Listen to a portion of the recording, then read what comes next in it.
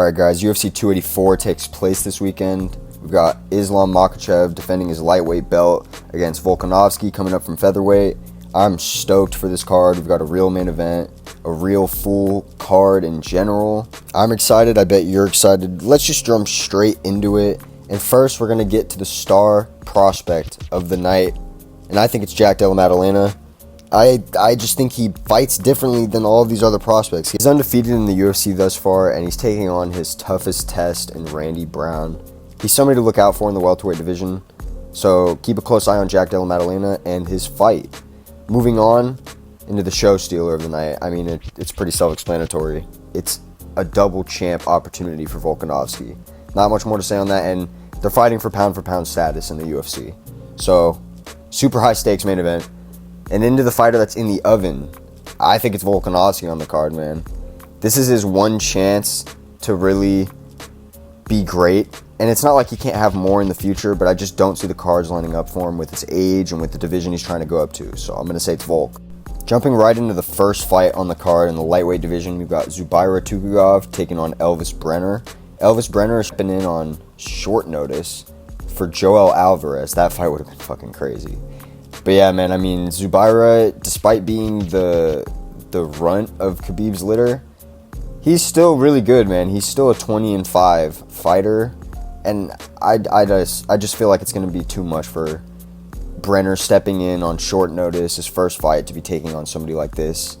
Yeah, I don't know. I just think it's going to be too much for him. So I'm going to go with Zubaira Tukhugov, and I'm going to go with him by either a 30-27 unanimous decision, or shit, like maybe even a second round TKO. He is a striker Dagestani. And now up in the featherweight division, we've got Shane Young taking on Blake Bilder. Blake Bilder is debuting in the UFC, and he's the first undefeated fighter on the card at 7-0. Shane Young, 13-6, but he's part of CKB, Israel Adesanya's team, City Kickboxing. He's really good. He's had a tough go in the UFC, similar to his teammate Brad Riddell, actually. But man, he still has all of the talent to take somebody out like Blake Bilder. He has amazing striking. One of his finishes in the UFC was a pull counter elbow, which you just don't see often, and it looked beautiful. I'm actually a fan of Shane Young too. I really am. But it's difficult for me to pick him against somebody that's undefeated, feeling like this is their chance to make it. Yeah, I don't know. So I'm going to pick Blake Bilder. He might be the underdog. I don't know. I have to double check that. But I'm going to pick Blake Bilder by a second round finish. Now into the women's strawweight division, we've got Loma Lookboonme taking on Elise Reed. This is actually a good fight. I'm not going to lie. But regardless, it is still a women's strawweight fight. Actually, strawweight is a good female division. The only one I'm going to rag on, really, is low-end flyweight and bantamweight. And featherweight's not even a fucking division, so let's not even talk about it. But to keep it short and sweet, I'm going to go with Loma by a 30-27 unanimous decision. Moving on up the card into the featherweight division, we've got Jack Jenkins taking on Don Shainis. This is Jack Jenkins' debut in the UFC, and Don Shainis debuted last October against Sadiq Youssef, where he got subbed pretty quickly in the first round. Tough luck to draw Sadiq Youssef in your first fight. But either way, man, I'm going to be going with Jack Jenkins. I just think his last win off the Contender Series was impressive. That TKO he got. He's 10-2. He's going to be coming in here with confidence. I mean, I know I've been preaching that a lot lately, but I just feel like confidence is key, man. It really is. Moving on in the lightweight division, we've got a hell of a scrap. Jamie Mullarkey taking on Francisco Prado, a debuting fighter who's also undefeated. He's 11-0, and he has no decisions on his record. All finishes, either knockouts or submissions. But he's taking on Jamie fucking Mullarkey, man. Jamie Mullarkey has taken on some of the best in the division. He's taken on Michael Johnson, Jalen Turner, Devontae Smith, Kama Worthy when Kama Worthy was an up-and-coming contender, Fares Saham, Brad Riddell. He's just taken on a lot of people, and he didn't beat all of those people I just listed, but he had really good fights with every single one of them, and he beat a majority.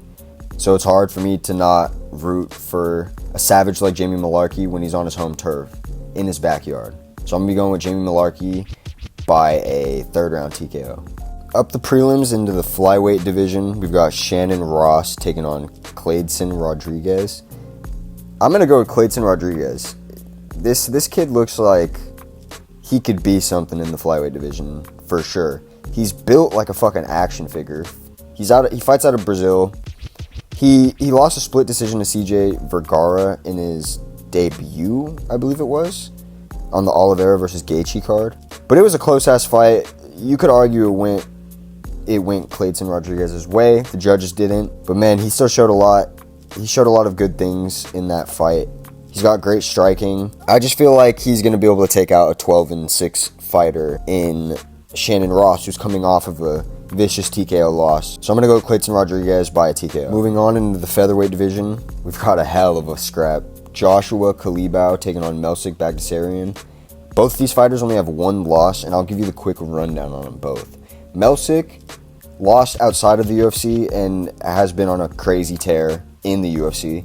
And Josh Culibao started his debut against Jalen Turner up a weight class. Got knocked out, tough draw, Jalen Turner. And then his next bout was a draw against Charles Jourdain, which looks really good in hindsight. And then now he's fresh off of 2 wins. He has awkward, unorthodox striking style. He has kind of like a Nate Diaz body type. But he's on his home turf here, and I fuck with him, man. I fuck with Joshua Culibao.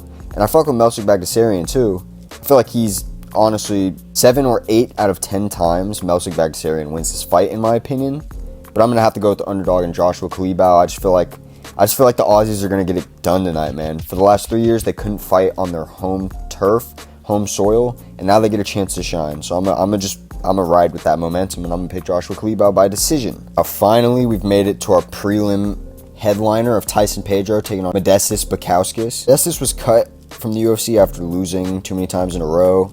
Then he won 2 fights outside of the UFC, and he's being called in on short notice to take on Tyson Pedro. I don't think he realizes that this is for Tyson to shine and to kick off the prelims, or to end the prelims, I'm sorry, and kick off the main card. He was posting on Instagram as if this is like his chance, his calling back. This is his road back to the belt. I don't really know if it's going to be that way, man. Tyson Pedro just looks like he's on another level. He's, of course, from CKB as well, so he's got that solid team around him, and he's got champs everywhere to look to train with, so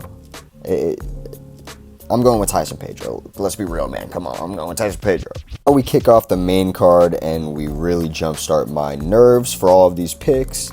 Jimmy Crute coming back after a rough couple of losses, to be honest. Let's be real. Taking on Alonzo Menifield, who is similar in record, actually. Jimmy Crute's 12-3, Alonzo's 13-3, so we're really seeing who's going to rise out of these prospects in the light heavyweight division.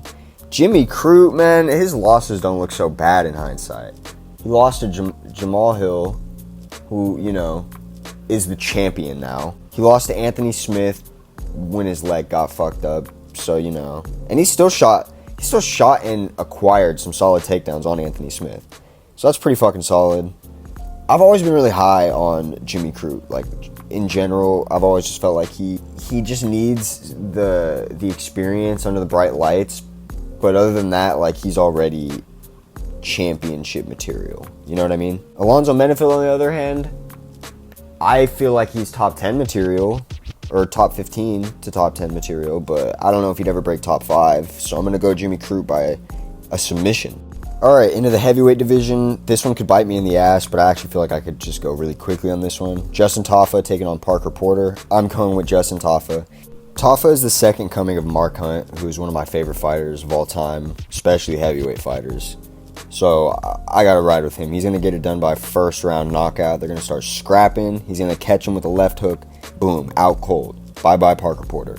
Oh yeah, baby. Now we're on to the feature fight of the main card. Jack Della Maddalena, 13-2, taking on Randy Brown, 16-4. Both of them on a good win streak right now. Jack Della Maddalena, undefeated in the UFC, fighting out of Australia, comes into the UFC in the Contender Series. He beats Ange Lusa, who is he was a good prospect in his own right.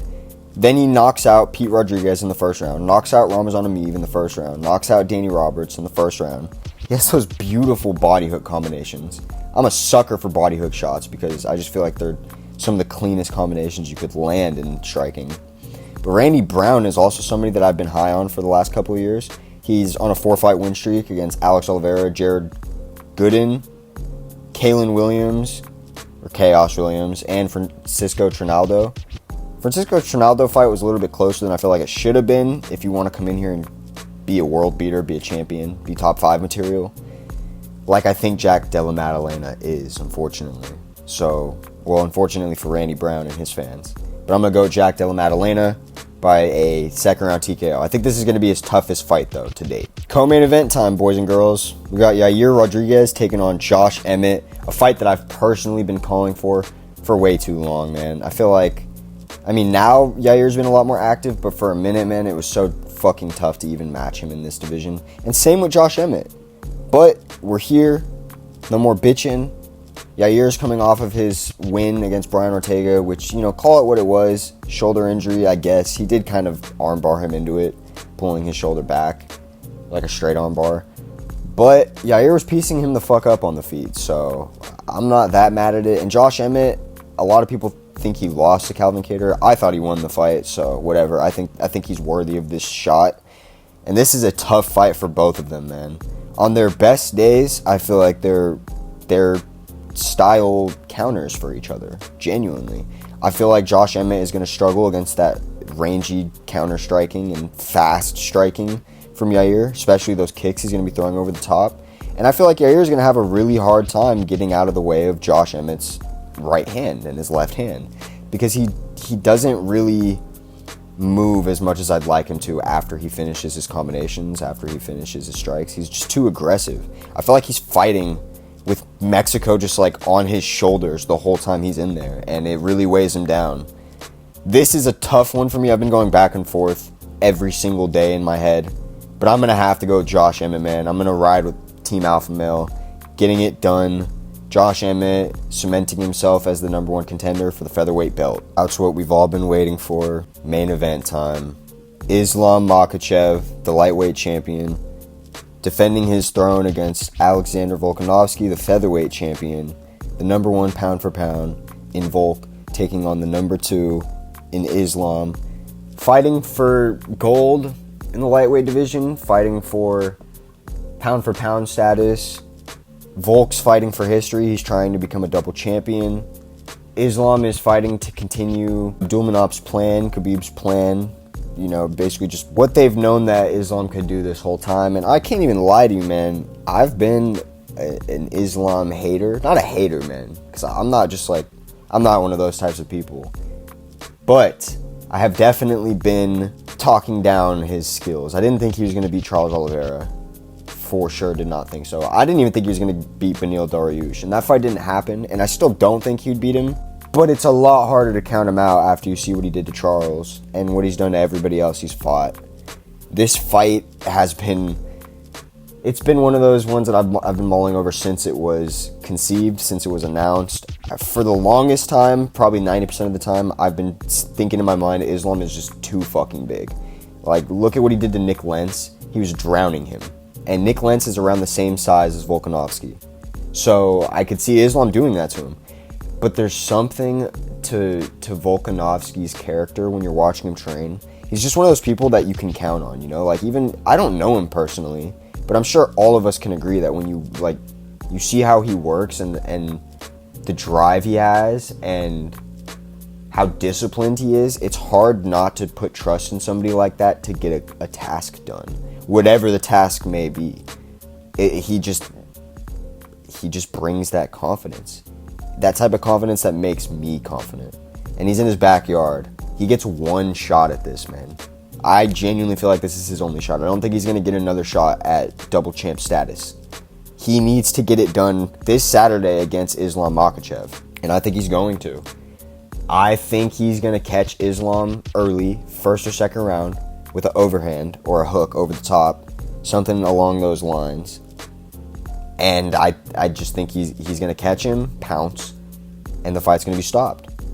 I think it's something that Islam could recover from and will, but the fight will be stopped before anything can happen for him to, change the tide of the fight. And I think he's going to lose his belt that way. And if I'm wrong, man, I don't think I'll ever pick against Islam again, because this is the only type of person that I could see getting it done at all. But let me know what you guys think, because I'm really interested in everybody else's thoughts on this. Subscribe, give me a like if you fuck with what I'm doing. These videos take the most time out of anything I make on the channel. So if you guys could support it, it would mean a lot to me. But yeah, no, I'll catch you guys when these fights happen with my card reaction and breakdown. Have a good one.